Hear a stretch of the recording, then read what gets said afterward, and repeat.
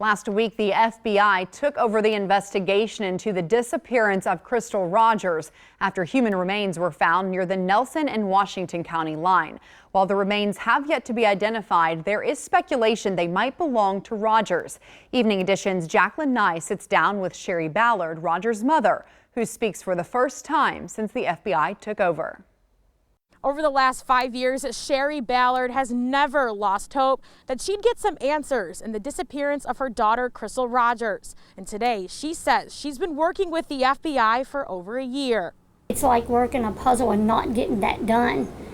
And you're missing two very main pieces of that. Crystal Rogers was last seen by her boyfriend, Brooks Hauk, on July 3rd, 2015. Sherry Ballard and her husband, Tommy Ballard, were determined to find answers, and Tommy was shot and killed while hunting in November of 2016.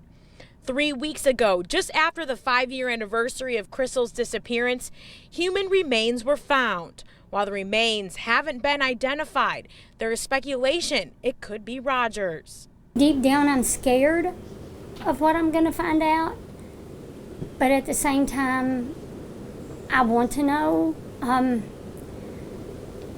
People are not going to understand how I feel about that, and it's very hard because I pray that it is my daughter.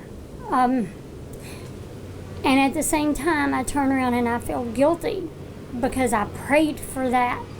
The human remains were found in a riverbank near the Nelson-Washington County line, an area Sherry says looked different to her and Tommy a few years ago. Searched the area, but we didn't search up on the bank. We went down the river and searched down the river. Sherry says she knows without a shadow of doubt who was responsible for her daughter's disappearance. But for me to see him walking around town, I just think in the back of my mind, it's not going to be forever. So try not to focus on the now and try to focus toward what's going to happen one day. And while some days are easier than others, Sherry has never lost hope she'd get justice for her husband and her daughter. And I've never give up on that, and I'm not ever going to give up on that. So I have so many people praying, and I don't think God is not going to give me that. All to bring Crystal home. In Nelson County, Jacqueline Nye, Evening Edition.